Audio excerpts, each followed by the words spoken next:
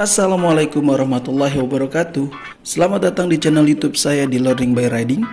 Pada kesempatan kali ini kita akan melakukan beberapa pergantian part, tentunya untuk menunjang performa dari Kawasaki W175. Dan tidak juga hanya pergantian part, tapi kita juga akan melakukan servis rutin, tentunya penggantian oli. Kemudian juga kita akan merubah gear set yang bawaan aslinya, nanti kita akan ganti dengan punyanya Triple S. Seperti apa nanti performanya ya, dan sepertinya akan ada perubahan-perubahan juga di main jet dan pilot jetnya. Yang bawaan aslinya akan saya ganti dengan ukuran yang terbaru dari KTC. Kalau yang aslinya itu kan 2095, ini kita akan ganti dengan ukuran yang lebih besar, yaitu 45110. Langkah awalnya kita akan bongkar dulu untuk karburator dari Kawasaki W175. Nanti seperti yang saya sampaikan tadi, akan ada perubahan di pilot jet ataupun main jetnya. Ukurannya terbaru yaitu 45110. Untuk mereknya sendiri kita dari KTC ya. Jadi kalau teman-teman mau mengganti untuk pilot jet ataupun main jetnya itu bisa. Kalian beli aja di online, nanti tinggal kalian ke bengkel terdekat ya yang memang sudah tahu bagaimana cara menyeting Kawasaki W175, itu bisa langsung menggunakan sesuai dengan keinginan kalian. Ada perbedaan dari yang awalnya dengan yang terbaru untuk pilot jet ataupun main jetnya seperti itu. Untuk pilot jetnya sendiri yang 20 itu ukurannya, dia untuk lubang noise-nya itu lebih besar ya dibandingkan dengan yang dari KTC yang ukuran 45. Tapi itu nggak masalah. Nanti kita akan coba performanya seperti apa. Kemudian juga secara tarikan dan impresi berkendaranya bagaimana ketika kita ganti dengan punyanya si KTC.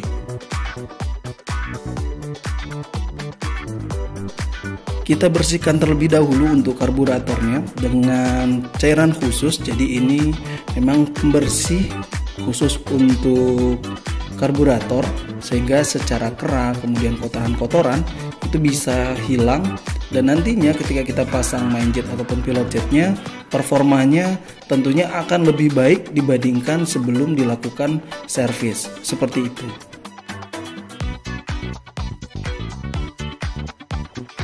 Pada tahap pembersihannya ini sendiri memang kita harus hati-hati ya dalam melakukan pembersihan, karena jangan sampai ada kotoran-kotoran yang tertinggal, kemudian juga jangan sampai ada part-part yang tertinggal seperti itu.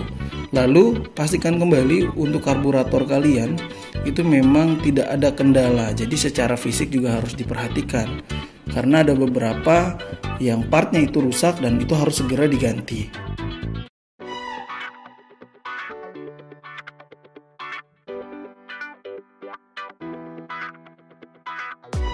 Setelah dibersihkan, kita lalu pasang untuk main jet dan pilot jetnya, kemudian kita setting-setting sedikit sesuai dengan kebutuhan. Jadi kita pastikan sendiri ya untuk tekanan di anginnya seperti apa, kemudian untuk pilot jet dan main jetnya itu putarannya harus dicocokkan. Memang ini selera, karena bagaimanapun juga untuk karburator sendiri tergantung dari settingan si mekanik.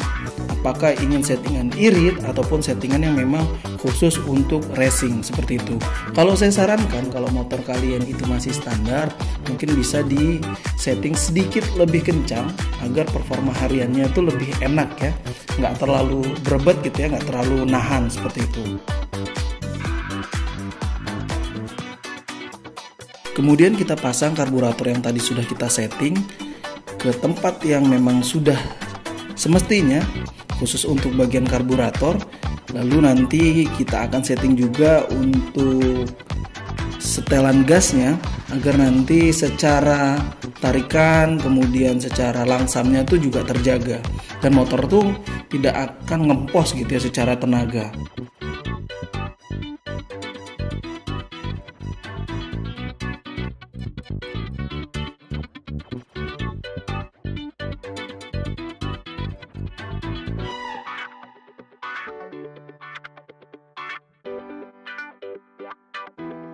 Setelah bagian karburator kemudian pembersihan untuk filter udaranya sudah dilakukan, kita akan lanjut ke tahap selanjutnya, yaitu kita akan melakukan pergantian untuk gear setnya sendiri.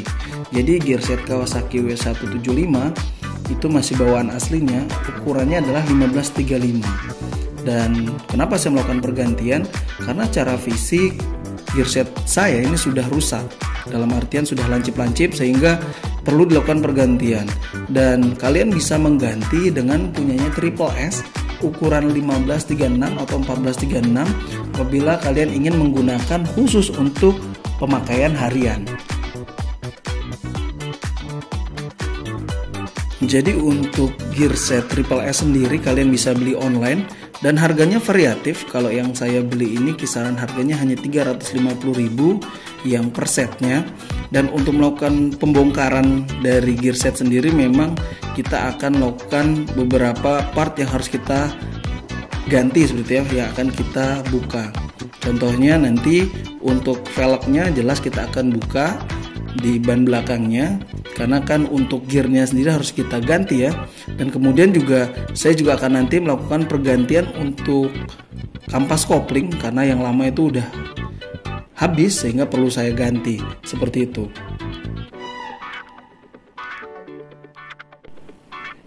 Kita akan pasang untuk gearsetnya sendiri yang tadi saya bilang Triple S dengan ukuran 1536, dan ini secara ketebalannya lebih tebal dibandingkan dengan yang bawaan aslinya.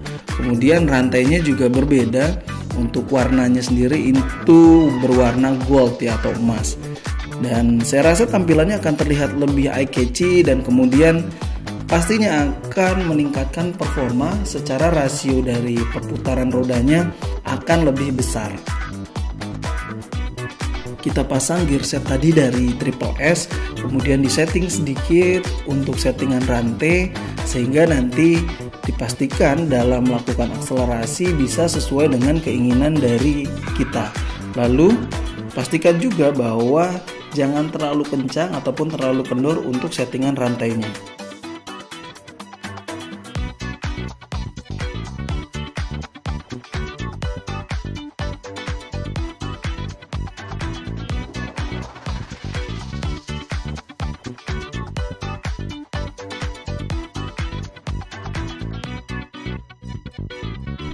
Tahap selanjutnya kita akan membongkar untuk kampas koplingnya.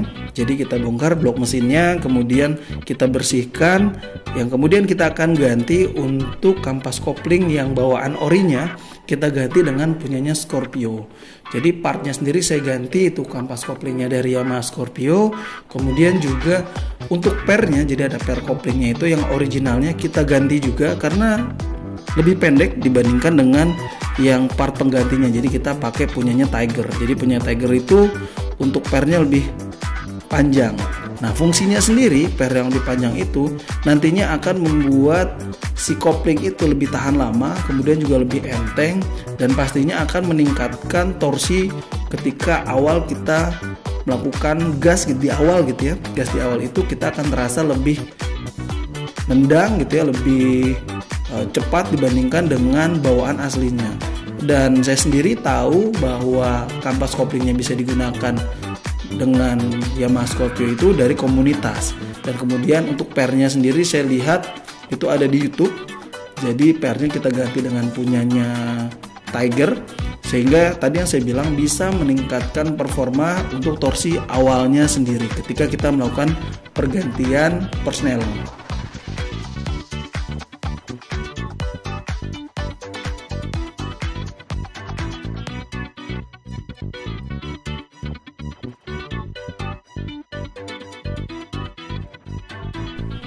Kita pasang kembali tadi kampas kopling yang dari Yamaha Scorpio, satu persatu part by partnya kita pasang, baik dari kampasnya, kemudian juga kita pasang juga untuk pernya.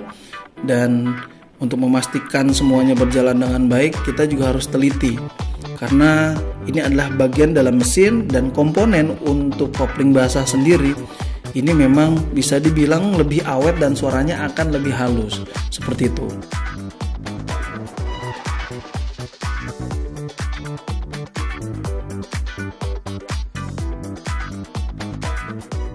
Contohnya ini kita berikan pelumas sedikit ya dari oli sebelum nanti kita akan tutup, kemudian kita akan ganti nanti olinya dengan oli terbaru gitu ya. Dan tentunya ini nanti akan terasa lebih asik lagi dalam melakukan akselerasi.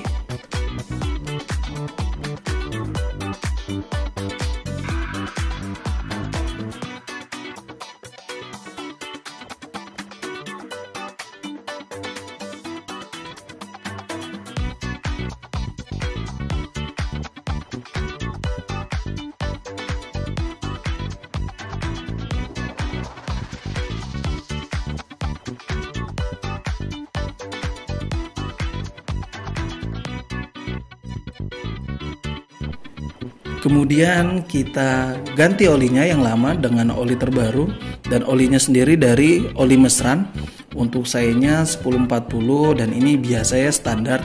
Secara performa sih kalau menurut saya so-so lah. Ini adalah salah satu oli yang bisa dipakai untuk penggunaan harian. Tapi kalau kalian ingin performanya lebih bagus juga bisa menggunakan oli yang lain. Saya sih sarankan untuk motol yang full sintetik 1040 itu juga bagus. Tapi kalau untuk pemakaian harian, oli mesran saya rasa sudah cukup.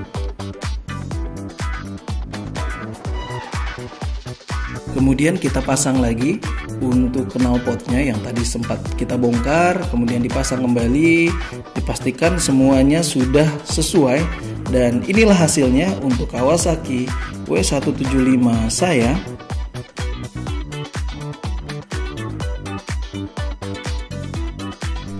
Demikian yang bisa saya sampaikan untuk episode kali ini.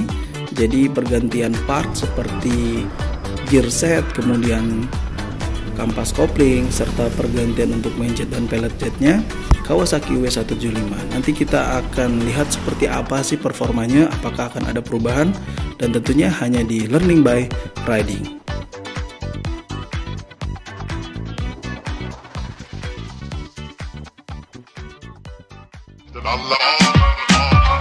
Gullfest hela dagen, mjöl från livets grottekvarn. Gullfest hela dagen.